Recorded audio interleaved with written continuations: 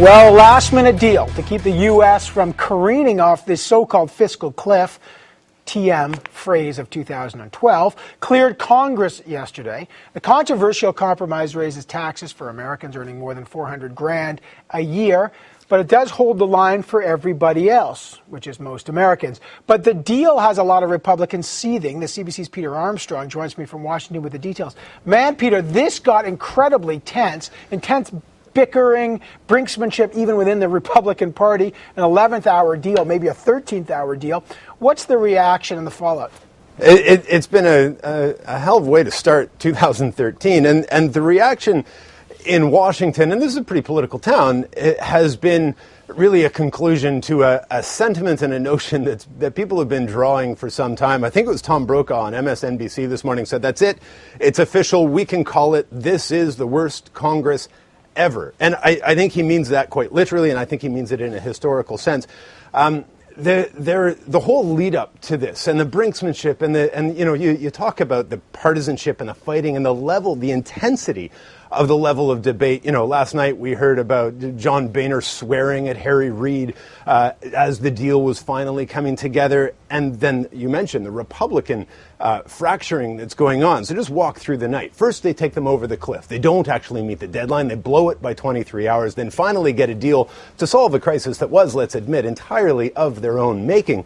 Then once they do that, as though they were looking for a way to make Americans hate Congress even more, House Republicans decided to postpone a debate on providing relief to victims of Hurricane Sandy, money that would have helped homeless, cold people today get the aid and help that they need. It was inexplicable. We still don't have a proper explanation about exactly why that was taken off the books, but it set off this even further debate and quite partisan within the Republican Party. Peter King is a Republican congressman from New York, and he went to the House and he named John Boehner. He said the Republicans are crazy for doing this, that they're turning their backs on cold and lonely and desperate people. He then went on CNN and said to the country, anybody in New York or New Jersey who's considering donating any money to a Republican congressional campaign should have their heads examined, as though he needed to one-up them. Chris Christie, a formidable Republican himself, held a news conference in which he lambasted the party, the leader. Here's a clip of that. Let's take a listen. Shame on you. Shame on Congress. Despite my anger and disappointment, my hope is that the good people in Congress, and there are good people in Congress, will prevail upon their colleagues to finally put aside the politics and help our people now. That's the only hope we have left. That Chris Christie, you remember, of course, it harkens back to the campaign when he really blasted Mitt Romney and praised Obama. Now here he is, part of this blasting his own party, the Republicans, on that. Meantime, some are calling this a Band-Aid solution, that in fact there's more trouble looming down the road. What's ahead, Peter? There are three more fiscal cliffs. The biggest and most important one is the debt ceiling. And you'll remember how fractious that was last year when they did this. They're coming up on it again. It's essentially an agreement to borrow more money to pay for the bills they've already incurred.